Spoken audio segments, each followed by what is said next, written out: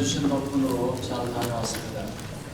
어제도 제가 잠깐 말씀드렸습니다만 이 복음의 힘, 말씀의 힘이 대단하다고 하는 것을 느꼈습니다. 제가 시드니에 갈 때 시드니 교회에 제가 아는 분이 한 분도 안 계십니다. 그러니까 공항에 내릴 때부터 사실 누가 나중을 나오는지도 제가 모르고 들어갔습니다. 그리고 또 뭐 마중 나온 사람이 한국말을 하니까 저 사람이 맞겠다 보다 했지 처음 본 사람입니다.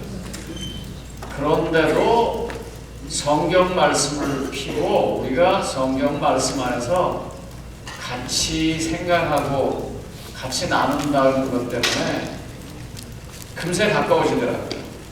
그리고 떠날 때쯤에는 자꾸 눈물이 나가지고 정들어서 그 성경 말씀이 참 위대하고 하나님의 말씀 안에 있는 것이 얼마나 큰 축복인지 알게 됐습니다. 뭐 제가 어제도 말씀드렸습니다만 집에서 새는 바가지가 밖에 나가서도 샌다고 제가 이 설교하고 그러는 것이 여기서 하는 것이나 거기서 하는 것이나 똑같습니다. 뭐 거기 간다고 갑자기 잘하는 것도 아니고 그런데도 은혜로운 말씀을 서로 나눌 수 있었던 것은 아마 이 로마리나 교회에 계신 모든 성도님들이 기도를 많이 해주셨을 것이라고 생각합니다. 감사합니다. 그래서 잘하고 왔습니다. 어떤 영감님이 돌아가시는 직전에 목사님이 오셨습니다. 사실 저도 비슷한 경험이 있습니다.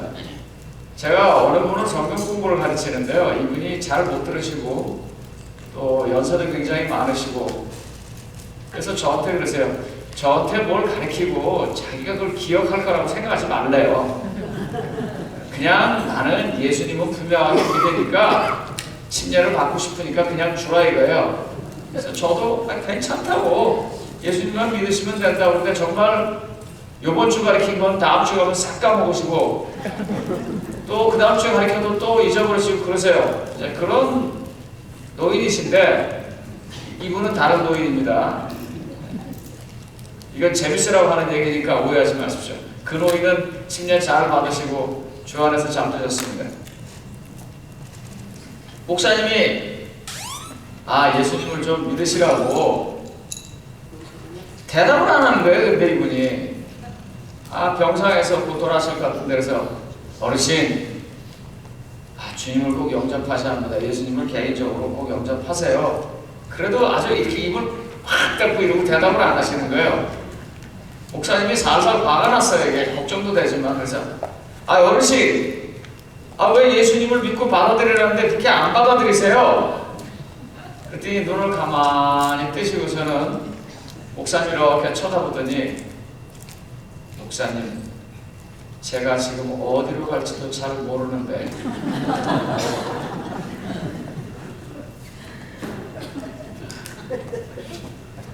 시험 문제를 잘 모르시는 분이십니다. 웃자고 한 소리입니다. 여러분 그때는 웃으세요. 그냥 내가 마귀한테 같이 예수님한테 잘 모르는데 여기서 괜히 예수님 편들었다가 마귀한테 가면 더 혼날 거 아니냐 그 말입니다. 이 말이 우리는 이렇게 주석을 하고 주석에 해석을 하고 이렇게 해야 되니 참 5분 뒤에 웃으시는 분들은 뭐 하시는 분들이십니까? 성도님 여러분, 오늘 성경 본문은 베드로후서 1장 19절입니다. 또 우리에게 더 확실한 예언이 있어 어두운 데를 비추는 등불과 같으니 날이 새어 샛별이 너희 마음에 떠오르기까지 너희가 이것을 주의하는 것이 옳으니라. 이렇게 이 성경절을 읽으면 뭐가 이렇게 떠오르십니까? 여러분 머릿속에서 요한계시록 하면 뭐가 떠오르십니까? 다니엘 하면 뭐가 떠오르십니까? 저희 손녀딸이 뭐라고 그러네요. 지금 저 뒤에서 뭐가 떠오르세요? 요한계시록 하면 뭐가 떠오르세요? 여러분요? 제가 간단한 표현을 통해서 정답을 이야기할 테니까 잘 들으세요. 요한계시록을 공부 다 하고 난 다음에 여러분 이게 X예요? O예요?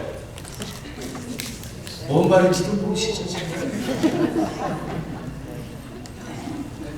요한계시록을 공부했는데 그럼 이거 오해의 약세예요. 지금 답도 모르시면서 제가 좋게 얘기하니까. 우리 재림 성도들이 요한계시록을 공부하면 이럽니다 보통. 왜냐면 거기서 말도 나오고 용도 나오고 무슨 오만 무서운 게 다 나오거든요. 그런데 여러분 요한계시록은요 그게 예수님에 관한 얘기예요. 그러니까 그걸 다 공부하고 나면 어떻게 해야 돼요? 와 이래야 돼요. 이 뭔가 지금 잘못 공부한 거예요. 그래서 그걸 좀 보도록 하겠습니다. 여기 보다 확실한 예언의 말씀이 있다 그랬는데요. 혹시 저게 뭔지 아세요? 그리고 뭐보다 더 확실하다는지 아시는지요?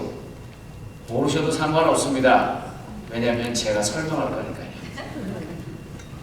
지금 사도 베드로는 자기가 변화산에서 예수님을 만난 경험에 대해서 이야기합니다.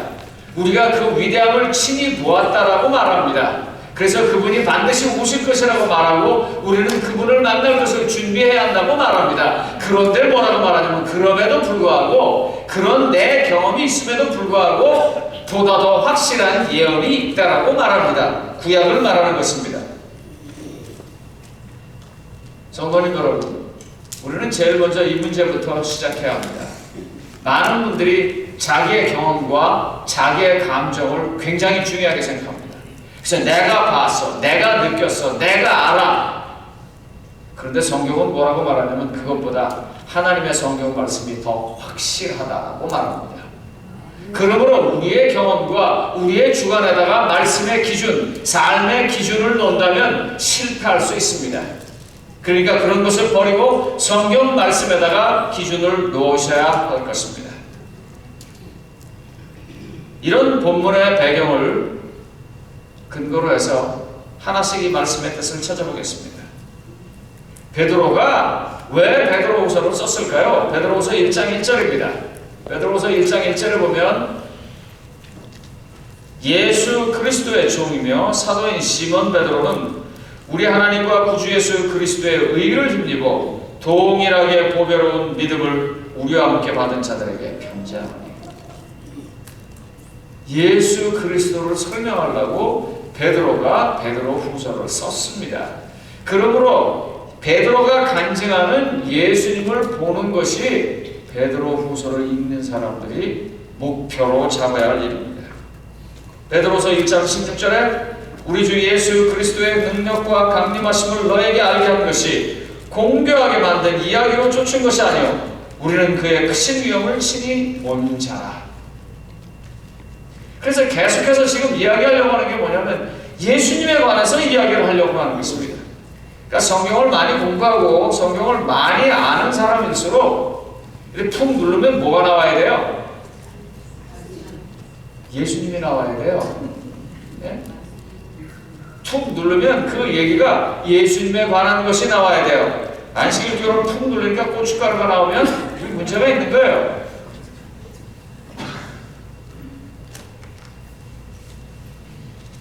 제 어렸을 때 경험들 때문에 아마 저한테 그런 트라우마가 있는 것 같습니다. 어머니하고 우동집에 우동을 먹으러 갔습니다. 그때 우리 교회에서 굉장히 신실하다고 하는 집사님, 결국 그분은 이제 시기파러 가서 입상파러 가셔서 어떻게 된지 잘 모르겠습니다. 그분이 그 우동집에서 우동이 나왔는데 국물은 뭐로 만들었냐? 또 이 고춧가루가 들어가니까 이거 먹으면 안 된다? 저희 어머니가 난감해 하시는 모습을 제가 어린 시절에 본 기억이 있습니다. 진실하고 신앙을 열심히 하기 때문에 툭 찔러서 나오는 건 그런 것은 아닙니다. 이 사도 베드로는 말입니다. 이 사도 베드로는 베드로후서를 통해서 우리가 이 성경을 읽을 때 주려고 하는 목표가 있어요. 베드로후서 1장 11절에 보면 이렇게 말합니다. 이같이 하면 우리 구주 예수 그리스도의 영원한 나라에 어떻게 해요? 들어가는 일이 어떻게 해요? 그냥 가까스로 들어간다 아니면 어떻게 들어간다요? 넉넉하게 들어갈 것이다. 그 얘기를 하려고 지금 여기다가 계속해서 이 말을 하는 것입니다. 그 호주에 갔는데요, 사람들이 저를 데리고 자꾸 구경을 시키려고 하는데 저는 가자마자 정신없고 또 바로 집회를 해야 돼서 좀 안 갔으면 좋은데 또 뭐 준비했다고 해서 갔습니다. 갔더니 해변가는 데가 가는 거예요. 근데 여러분, 캘리포니아 해변하고 호주 해변하고 똑같은 태평양에 있는 해변입니다. 그래서 내가 이거 별로라고 굉장히 실망을 하세요. 그러더니 나중에 우리가 한국에서 온 사람들만 데리고 다녀갖고 미국에서 온 사람이 처음이라 그러죠. 그런데 제가 호주 가서 크게 하나님의 은혜를 느낀 게 있습니다. 그분들이 저를 어디로 데려갔냐면 캥거루를 구경시킨다고 캥거루 농장에 데려갔어요. 만약에 그 앞전에 캥거루를 안 봤더라면 제가 굉장히 실망했어요. 거기 가니까요, 캥거루들이 정말 사람을 위해서 대접하고 있어요. 먹이를 주면 먹기 싫은데도 너무 주고, 만져주면 눈 한번 껌뻑했다 도로 감고, 그러서 누워들 있어요 그냥. 왜냐면 뛰어다닐 필요도 없고 아무것도 없으니까. 그래서 이 캥거루가 이 모양이냐 그런데 집 앞에 캥거루가 놀러왔습니다. 거기도 우리 집 앞에 먼저 스컹크 다니는 것처럼 캥거루가 돌아다닙니다. 제가 좀 그래도 담임 목사고 권위를 표해야 돼서 좀 하기가 그런데요, 안 하겠습니다. 이 캥거루가요, 딱 팔을 이러고 두 다리로 뛰는데 얼마나 빨리 뛰는지 몰라요. 뒤에 꼬리로 균형을 딱 잡고 앞에 이 짧은 두 개 앞발로 방향을 정하면서 팍팍팍팍 뛰는데 말이에요. 제가 그걸 보고 거길 갔어요. 그러면서 제가 혼자 생각했어요. 세상에서 편안한 게 절대로 좋은 게 아니다. 그리스도인이 말입니다, 이 용기 있고 살아있는 그리스도인처럼 하려면 그렇게 편안한 데서 사는 게 좋은 게 아니에요. 캥거루 농장에 있는 캥거루들 보니까요, 얘 여기 왜 있나 싶어요. 그냥 늘어져가지고 눈뽕 이렇게 뜨고 먹을 거 이렇게 주면은 마지못해서 한 점 먹고 또 자고, 그런 캥거루 별로 재미없어요. 그런데 집 앞에 풀을 뜯어온 그 캥거루는 말입니다, 눈치를 보고 사람이 있는가 보고 또 아주 일어나서 얼마나 빨리 뛰는지요. 우리가 좀 그리스도인이 그렇게 돼야 하지 않을까요?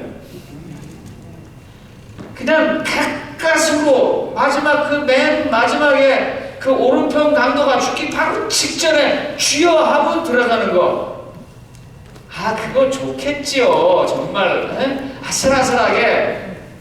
그렇지만 그게 한번요, 내 자식이라고 여러분 어떻겠어요? 그런 드라마를 보고 있으면 어떻겠어요? 그저 이렇게 망할 것 같고 저렇게 죽을 것 같고 이렇게 벌받을 것 같다, 마지막에 하고 아이고 겨우 들어왔구나, 난 그거 못할 것 같아요. 여러분들 그러고 싶으세요? 근데 많은 분들이요, 옛날에 저한테 그랬어요. 1월 휴업령 내리면 제가 교회 갈게요.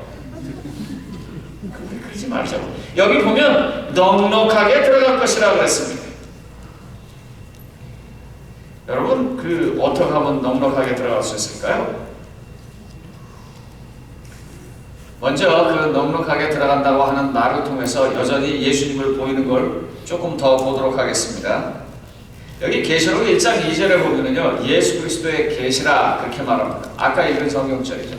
하나님이 그에게 주사 반드시 속히 일어날 일들을 그 종들에게 보이시려고 그의 천사를 그 종 요한에게 보내 알게 하신 것이다. 이게 뭐라고요? 예수 그리스도의 계시라고 했습니다. 그러니까 요한계시록을 열심히 읽으면 뭐가 보여야 돼요? 예수님이 보여야 돼요. 그러니까 제발 딴 거 보지 마세요.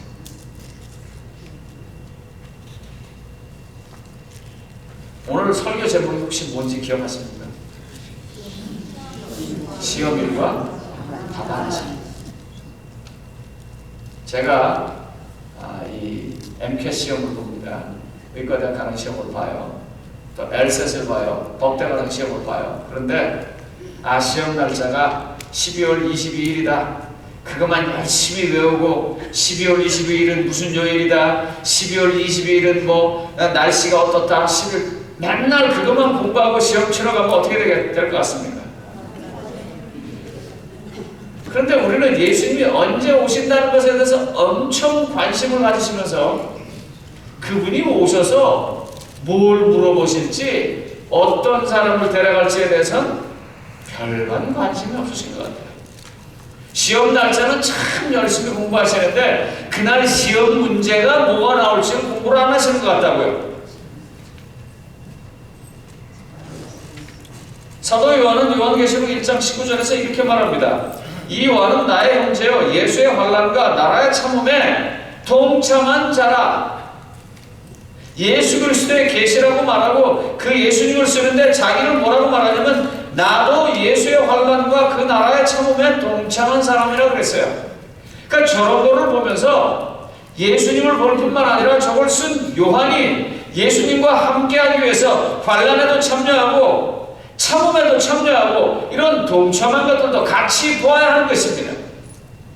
그런데 어떻게 해서든지 쉬운 길로, 편안한 길로 그러니까 예수님 오셔가지고 잘 모른다 그럴 수 있단 말입니다.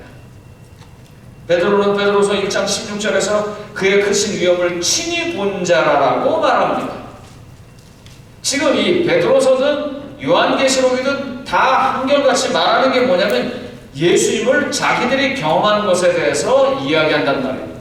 그러니까 이런 것을 보면은 그분들이 경험한 예수님처럼 나는 어떤 예수님을 알고 있는가, 그래서 그분이 와서 답안지 쓰라고 할 때 당신은 이런 분입니다 하고 쓰는 것이 필요한 것입니다. 제가 공부를 안 해도 시험은 잘 보는 타입입니다. 그래서 항상 시험을 좀 잘 봤습니다. 예수의 생애를 시험을 보는데 처음부터 끝까지 다 쓰라는 시험을 내시겠다고 교수님께서 말씀하셨습니다. 그러면 187개를 써야 합니다. 태어나기 전에 예언, 태어나고 어린 시절, 심례, 그 다음에 봉사사역 하면 그게 수백 가지입니다. 제가 혼자 생각을 했어요. 이게 정말 써야 할 답인가? 그 1번서부터 187개까지 그 제목을 쭉 쓰는 게 시험 답일까? 혹시 김성호 장로님 학교 다닐 때 예수의 생애 공부 안 하셨습니까? 분명 하셨을 텐데 누구한테 배우셨어요? 대답 안 하셔도 돼요. 제가 생각하다가 그렇게 답을 안 썼습니다. 그렇게 답을 안 쓰고 예수님의 태어남, 태어나기 전에 예언, 태어나서 소년, 유년, 청년, 그리고 공생의 사역에서 십자가, 안식일 뭐 이런 것들 중요하게 쓰고 맨 마지막에 부활에다 써서 냈어요. 그래서 전 8개가 써서 냈어요. 근데 제가 그때 97점 맞았습니다.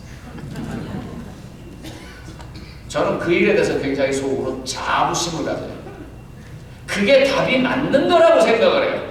그렇게 180 몇 개를 다 쓰라고 선생님이 요구하신 게 아니에요. 주님께서 우리에게 계시록을 얘기하고 주님께서 우리에게 베드로전서를 얘기하고 다니엘서를 얘기하면서 요구하는 것이 무엇일까요?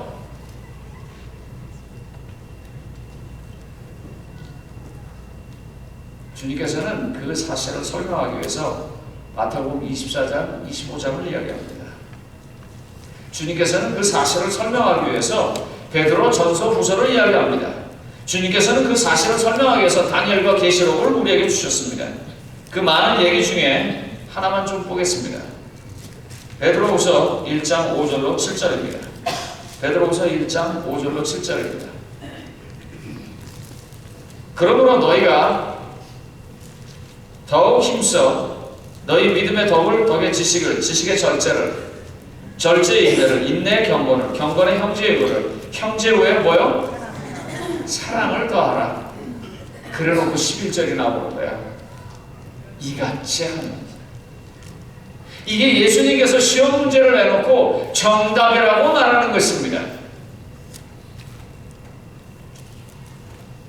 제가 이 설교를 준비하면서 지난 날들을 쭉 생각해 봤습니다. 제가 이 교회를 맡아서 섬기면서 복음 전도 일을 할 때 성장이 많이 되었던 시간들을 곰곰이 봤어요. 그때 꼭 한 가지가 교회마다 공통적으로 있었습니다. 전도가 매우 잘 돼서 신자들이 폭발적으로 늘어날 때 꼭 한 가지가 있었어요. 생각해 보니까요.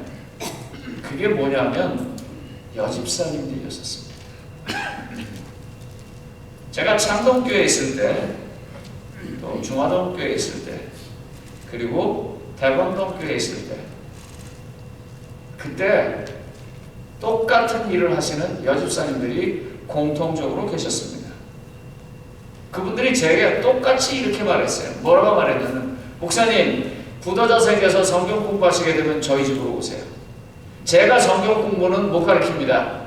저는 숙기가 없어서 그런 거 잘 못하고 성경 지식이 없어서 그런 거 잘 못하지만 제가 식사는 대접하겠습니다.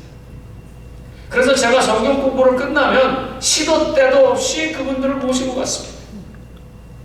제가 부천에 있을 때에도 똑같았습니다. 부천에 와서 집사님들 그랬어요. 목사님, 내가 성경 공부는 못 가르치지만 우리 집에 언제나 부도자를 모시고 오면 제가 밥을 해드릴 수 있습니다. 돌이켜보면요, 그분들이 기억한 것은 제 성경 말씀은 논리적으로 기억을 했고, 그분들의 마음 속에, 다시 말하면 그분들의 삶을 변화시킬 수 있는 감성 속에는 그 집사님들의 사랑이 있었습니다. 요즘 한국은 배달민족이라고 합니다. 아파트에서 두부 반보를 배달해달라고 해도 그 배달입니다, 여러분. 오이 하나, 짜장면 하나. 여러분, 마라도에서 전화해도 요즘 짜장면 배달하는 거 아시죠? 낚시터에서 배달하고 짜장면 배달하면 낚시터까지 배달이 옵니다. 그래서 요즘 한국 사람들 참 집에서 밥 안 해 먹습니다. 사람들은 그래서 집밥을 그리워해요. 맛있는 음식이 아니라 자기만을 위해서 누군가가 밥을 해줬다고 합니다. 이가 참여이라고 말하는 가장 중요한 것은 사랑하는 것을 말하는 것입니다. 마태복음 24장에 보면은요, 예수님의 재림에 관한 시간들이 쭉 나옵니다. 지진이 일어나면, 난리가 나면, 전쟁이 나면, 뭐하면 이때니까 머리를 들고 하늘의 나라가 가까이 오는 것을 생각하라고 말합니다. 우린 거기에 너무 많이 집중했습니다. 시험 보는 날짜가 언제인지요. 그런데 마태복음 24장만 있어가지고는요, 아무것도 안 됩니다. 죽도 밥도 안 됩니다. 마태복음 25장에 그 오시는 분이 그 정해놓은 시간에 우리에게 경고의 경고를 거듭하면서 말한 그 시간에 오시는 분이 원하는 것이 마태복음 25장에 나옵니다. 거기에 보면 열천의 비유를 통해서 등불을 가질 뿐만 아니라 등잔까지 가지라고 말합니다. 성령을 말하는 것입니다. 달란트를 통해서, 달란트가 배가 다는 일을 통해서 성령을 가지고 그리스도의 삶이 이 땅에서 남에게 보여질 만큼 그렇게 자라라고 말합니다. 그런데 이런 것들은 다 상징적으로 말하는 것들이에요. 성령을 모시라는 게 이게 뭘까? 달란트를 늘리라는 게 이게 뭘까? 이건 다 상징적으로 말하는 것입니다. 그래서 그 상징을 사람들이 각각 자기의 삶에서 깨닫는 대로 해석할 수 있는 것입니다. 어떤 사람은 성경을 모르다가 성경을 더 알게 되는 것, 깨우침이 있는 것을 말할 수 있고, 어떤 사람은 구제사역을 하지 않다가 그 구제사역에 참여함으로 해서 얻는 기쁨을 말할 수도 있고, 사람마다 다 다릅니다. 어떤 사람은 도무지 용서하지 못하는 사실을 용서하는 것을 말할 수도 있습니다. 그러므로 이 두 가지는 매우 상징적으로 이야기하고 있습니다. 그런데 이와 같은 것을 깨달은 사람들이 실제적으로 하는 일이 세 번째에서 나옵니다. 그게 마태복음 25장 35절로 40절입니다. 마태복음 25장 35절로 40절입니다. 제가 이 긴 성경절이기 때문에 중요한 것만 딱 뽑아놨습니다. 내가 진실로 너에게 이르노니 너희가 여기 내 형제 중에 지극히 작은 자 하나에게 한 것이 곧 내게 한 것이다. 제가 어제 어디를 가는데요, 제가 이 예배를 마치고 가기 때문에 이 양복을 입고 우선 지나가니까 병원 옆을 이렇게 양복을 입고 지나가니까 길거리에 있던 좀 별로 그렇게 플레센트하게 보이지 않는 청년들이 하이 닥스 그래요. 뭐 병원 옆에 이렇게 양복을 입고 가니까 의사인 줄 알고요. 그런데 그 아이를 휙 스치는데 이 마약 냄새가 확 풍겼습니다. 지금 이 나라가 지금 마약을 합법화한 게 많아가지고 그 아이들이 길거리에서 그 마약을 하고 있는 거예요. 지나가면서 어떻게 해야 하나 그런 생각이 들었어요. 어떻게 해야 하나.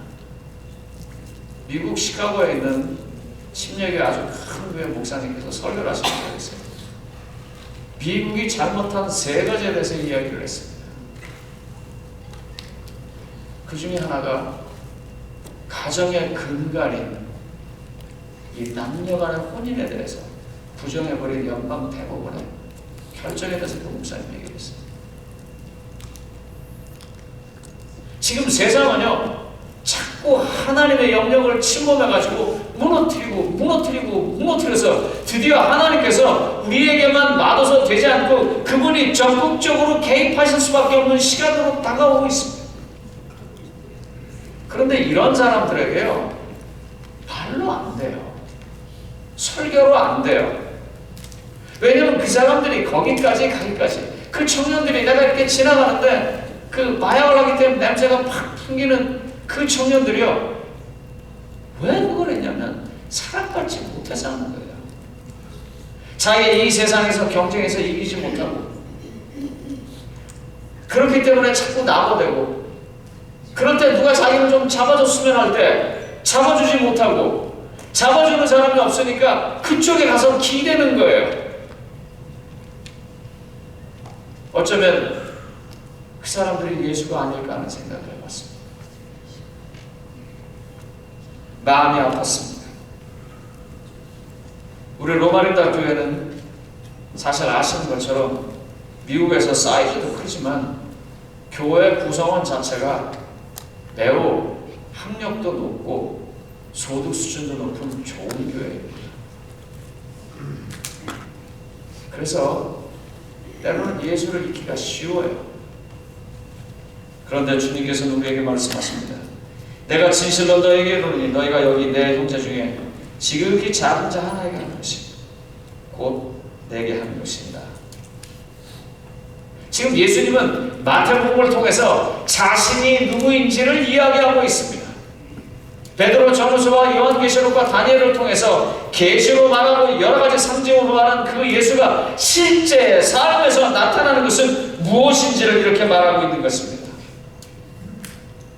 지극히 작고 불쌍한 사람들을 그냥 지나치지 못하고 그에게 손을 내밀어 잡아주는 분이 예수님이고 그런 사람들이 자기와 함께 있기를 원하고 그런 사람들이 자기 가족이기를 바라시는 분이 곧 오신다는 말입니다. 그러므로 그분의 날짜를 공부하시는 것만큼 그분이 오셨을 때 정답을 쓰시기 위해서 그분의 정신과 그분의 마음가짐을 우리 것으로 해야 하겠습니다. 베드로전서 1장 25절은 이렇게 말합니다. 오직 주의 말씀은 세세토록 있도다 하였으니 너에게 전한 복음이 곧 이 말씀입니다. 주의 말씀이 세세토록 있는데 그 말씀이 이 말씀이라 그 뭐예요? 그 앞부분에 한 말이거든요. 22절에 뭐라고 말하냐면 너희가 진리를 순종함으로 너희 영혼을 깨끗하게 하여 거짓이 없이 형제를 뭐요? 사랑하기에 이르렀으니 마음으로 뜨겁게 서로 사랑하라. 이 말이 세세토록 있었다는 거예요. 이제 내일 모레면 이 땅이 시끄럽습니다. 왜냐하면 할로윈이라고. 그런데 아시는 것처럼 여러분 할로윈하는 그날 루터가 위텐베르크 성당에다가 95개 저항을 걸고 목숨을 걸고 성경 말씀을 높이며 우리로 하여금 성경의 진리대로 가라고 한 날입니다. 그리고 그와 같은 개혁 때문에 생겨진 이 프로테스탄트들, 다시 말하면 기존의 질서에 대해서 반대하고 새로운 질서를 만들었던 이 개신교도들이 세웠던 미국이 이날은 전혀 기억하지도 않고 도대체 어디서부터 왔는지 뿔을 달고, 그리고서는 할로윈이라고 세일도 하고 아이들은 시커먼 옷을 입고 돌아다니고 정신을 우리가 차려야 하는 것입니다. 또 조금 지나면 추수감사절이 옵니다.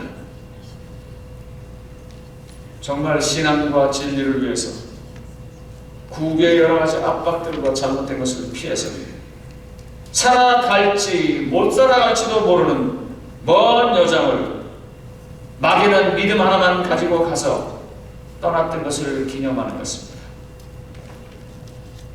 생면부지의 땅에서 기후도 잘 모르고 씨앗도 잘 모르고 농사법도 잘 모르고 토지도 잘 모르는 곳에서 오직 하나님만을 믿고 감사하면서 있었던 그것들을 기억하기 위한 추수감사절이에요.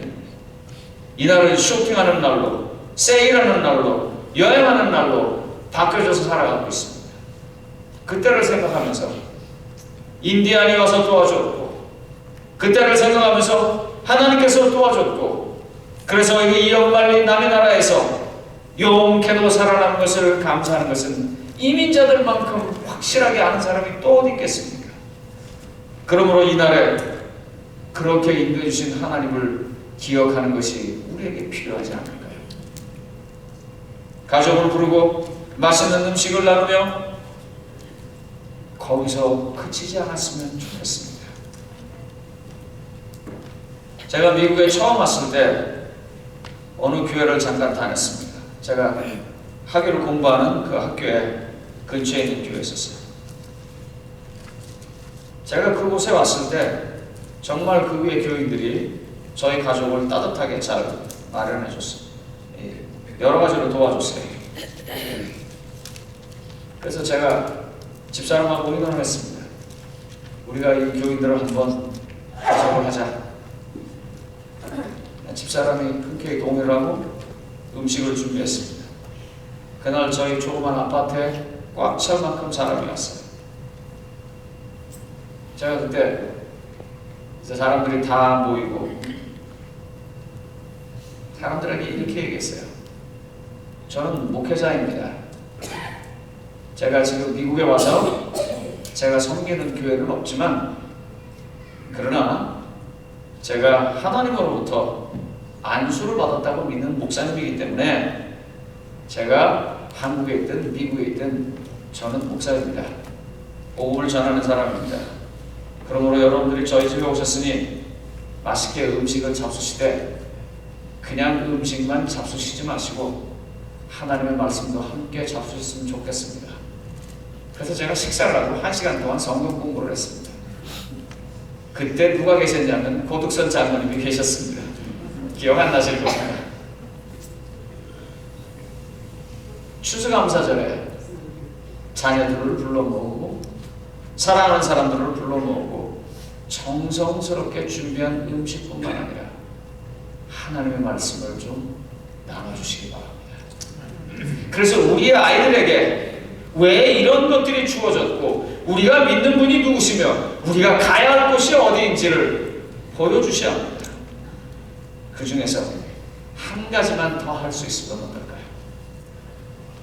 우리가 잘 아는 사람, 또 우리가 부르는 게 우리 나름대로 꽤 합리적이라고 생각되는 사람, 그런 사람은 더 하시지만 정말 이건 아닌데, 이건 아무리 생각해도 경우가 아닌데, 그런 것들 한번 좀 해보시겠습니까? 이 교회가 이렇게 한 200명, 300명 이렇게 되기 시작하면은요, 교회 전체가 움직이지는 못합니다. 그래서 자연스럽게 이렇게 그룹으로 나뉩니다. 그러니까 그걸 여러분들이 크게 이렇게 교회에서 이런 건가 하고 안 하셔도 됩니다. 다 자기 좋아하는 사람들끼리 이렇게 뭉치게 되어 있습니다.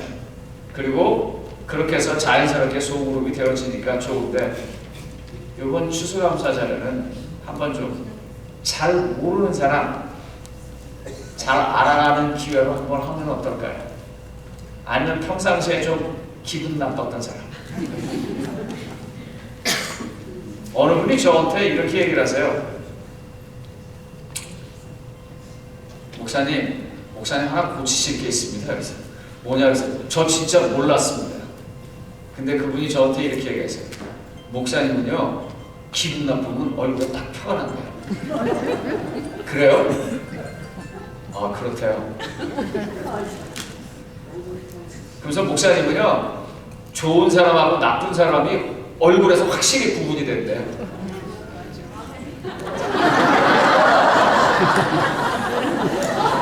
지금 좋은 사람들이 아멘했습니다. 정말 그 사람만 보면 괜히 신경질 나는 사람 있잖아요. 저게 나 같은 교회로 다녀가지고 그런 사람들 아니면 이름도 아직 잘 모르고 이 교회 30년 40년 다니면서 숟가락까지 다 아는 사람 부르지 마시고 온지 일지 유지밖에 안 됐거나 아니면 한 6개월 됐는데도 어쩌다 보니까 그 말 한 번 제대로 못한 그런 사람들 그리고 바디 랭귀지밖에 통하지 않는 옆집에 히스패닉 형제 흑인 아니면 백인 그런 사람들을 한번 불러서 떠듬떠듬하는 그 영어로라도 하나님께서 나를 사랑해서 이 사람 너무 나누고 싶어서 내가 너 오라 그랬다. 그래서 같이 한번 좀 보내면 어떨까? 그런 게 연습이 되고 그런 게 자꾸 갖춰져서 드디어는 예수님을 볼 때쯤엔 저 사람하고 나하고 너무 비슷하구나 그렇게 알지 않겠습니까? 제가 시드니 공항에 내리면서 이게 아무도 모르는데 이게 누가 나올래나 이거 나오긴 할래나 그러고 나왔더니 저쪽에서 키가 큰 어떤 한국 사람이 씩 웃고 계세요. 근데 금세 우리 교인이다 하고 알겠더라고요. 그러더니 목사님 하고 오는 거예요. 우리가 이 천군 천사에 쭉 오는데 우리가 그림에 보면 천사들이 있고 뭐 가운데 홀 들고 이렇게 있으니까 그냥 알겠지만 사실 그럴지 안 그럴지 진짜 몰라요. 그거는요. 그 인간이 그린 거잖아요. 그런데 왠지 그 많이 내려오는 그분 가운데 딱 저분일 거다. 왜? 내가 좋아하는 타입이야. 싫어하는 타입하고 좋아하는 타입이 얼굴이 딱 바뀌는 그 정도로 말입니다. 내가 좋아하는 타입하고 그렇게 예수님을 알아봐야 하지 않을까요? 그렇게 되기 위해서 주님께서 말씀하신 것처럼 계시록과 베드로 전후서와 다니엘에서 마태복음에서 계속해서 이야기하고 있는 예수 그리스도의 계시라고 하는 그 예수님이 분명하게 보여지는 삶이 있기를 바랍니다. 간절히 소망하면서 말씀을 마치겠습니다.